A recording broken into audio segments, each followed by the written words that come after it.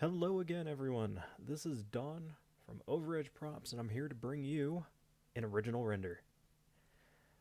This one is for Twitch Vtuber, Kuroba Plant.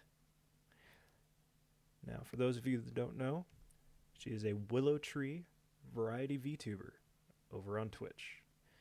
And this particular render is based on her 2.0 outfit that she kind of showed previews for over on Twitter.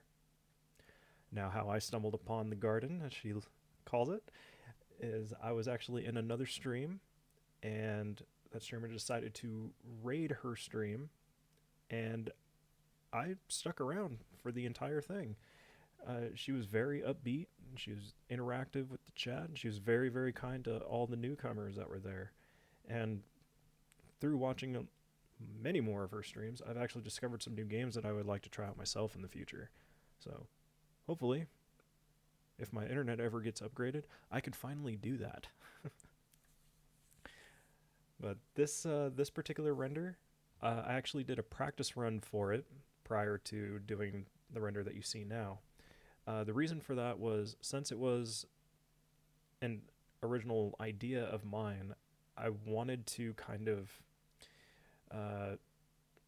smooth out the process a little bit, kind of get the bumps that I would eventually come across, out of the way, figure out a general workflow, and then, just see how it all comes together, see if there was anything else that I actually wanted to change or not. But funny enough, the practice that I did, even with, doing things by like trial and error and stuff, it went smoother than the final render, which I don't know how it happened, but it did. I mean, I eventually figured out how to fix those problems or find a workaround, but it was just funny to me that the practice was smoother than the final thing. Yeah, this knife is actually based off of a few survival knives and one of my own personal knives. I just kind of took pieces from all of them, and this was created from it. But what I did with this one is kind of similar to what I did with the elucidator render that I did. I basically worked in parts and did like half and then mirrored it to the other side. But, eventually each individual part, made the bigger thing. And since I did the sketches as I went, I didn't have to like snap pieces to the ones I had already done. So that was kind of nice. But going through it all, the blade, I actually did a little bit different than I've done the other ones. The other ones I've used the chamfer tool, and this one I used the draft function in this. And that actually enabled me to get a deeper bevel without losing parts of the blade shape that I wanted to keep. So that was really nice. I've tried using it in the past, like before I even started doing videos and stuff, and it was always kind of a foreign function to me. It's because I didn't know how to use it correctly, but now that I've had the chance to use it and figure out how it works, it's a really useful tool. But I mean, as I said, I worked on half the blade and then mirrored it to the other side once everything was finalized. And working on the blade serration was actually kind of fun to do. So the original idea I had for it was I wanted them to look like leaves. So I did a sketch off to the side, tried a couple of different shapes. Unfortunately, the simpler one was the one that worked for, shaping it and everything. But I like the way it turned out, and it was actually the first time I've used the pattern function on here, which basically allows you to copy an object along a specified path, and you're able to set like the distance between each copy and how many copies you want to make on that. So for like blade serrations, that was great, because any other time I've done a blade serration, I've literally copied and pasted each individual one. Now this actually did create a problem, but it wasn't too big. It was just at each end of the serration, instead of them being half, they were whole on each side. I tried to fix it, but the only way I could do that was to basically erase everything I did. And actually, looking back on it now, it adds a little more character. um, I basically visualize it in my head as her little fangs that Kuroba has when she smiles. So that was a happy little accident, as Bob Ross would say. The blade inlay, though, is probably my favorite part of this whole render, and it was actually the kind of the inspiration that I had, because I knew I wanted to do something that was a blade with an inlay.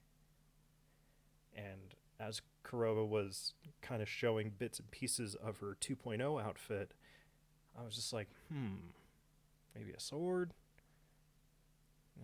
maybe a knife. And then when the full picture got revealed, I was like, I got to do a knife, because the Spec Ops plant needs a survival knife. So that just kind of snowballed into me picking up the sketch pad and literally sketching out an idea, which I don't normally do, and then translating it to the model space. But the blade inlay was kind of inspired by the leg tattoo that she has in the 2.0 costume, and it looks like, vines with leaves on it. Now, when I was doing the inlay in practice, I was trying to do a function that I've done in the past, but it didn't really work, so I had to do it the old-fashioned way of just making a bunch of lines and then inlaying it in. But, it turned out pretty good. It was a little deeper than I wanted, but sometimes you just can't help it. You can only do so much with a program that's meant for engineers and not nerds. The blade guard, though, was based off of a combat knife that I had found online. The original idea for it was to make it look like tree branches, but when I was doing it in the practice space, nothing was really coming together. It just made it look too bulky, or it just didn't look right when I got like a handle on there with the blade. So I just went with a simple blade guard, and with the handle too, I made both of those a wood texture and kind of visualize it as kind of like a tree trunk theme. And you'll understand why I say that a little bit later when I explain something. But the handle itself was actually based off of a knife that I own, and I had gone through about maybe like 5 or 6 different handle ideas in the practice space, and I don't know why, but just with the way that the blade is and the blade guard, this one just made more sense. It just looked right. The other ones looked like they looked okay, but I don't know. This one it makes it look like a knife. It's the best way I can explain it. But yeah, I was actually kind of surprised with how it came out, because it looks almost identical to the one that I have.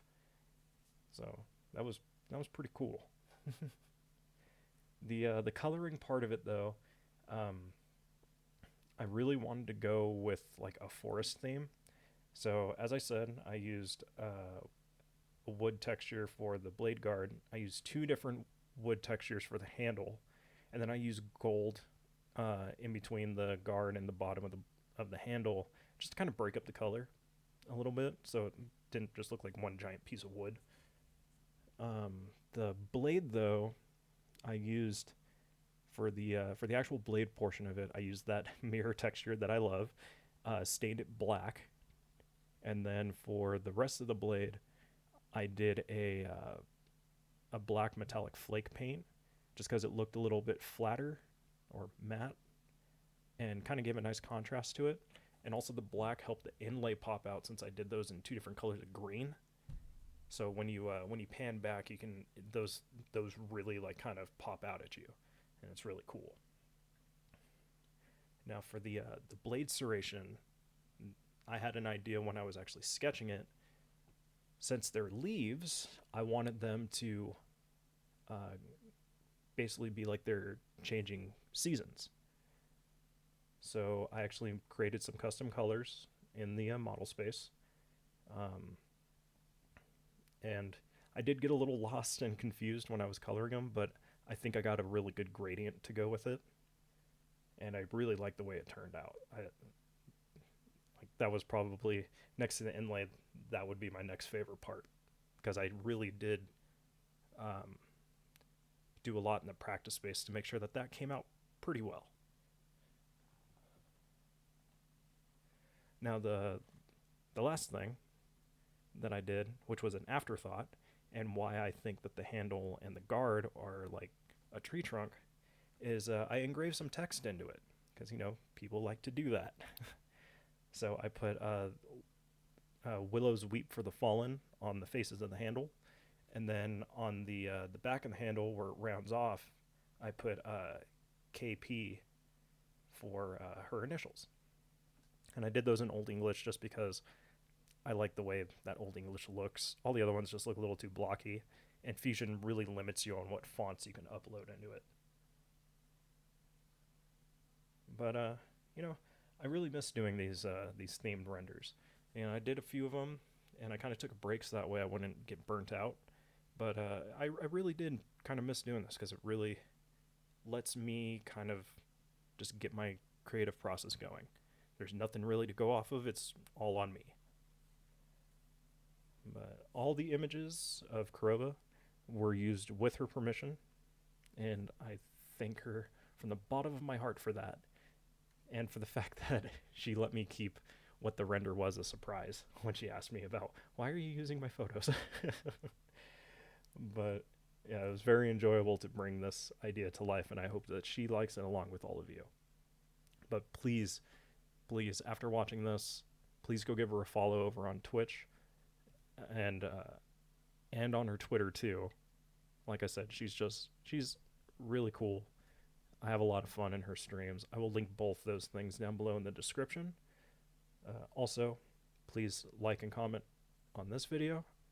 Please consider following me here on YouTube so that way you know when new renders are coming up. And follow me on Twitter too so that way you can take part in future polls and see me rant about anime and games and VTubers because that's what I'm really into lately. And if you are too, let's chat about it. But again, thank you so much for watching. Thank you so much for supporting me. And I will see you guys in the next render. Stay safe out there, everyone.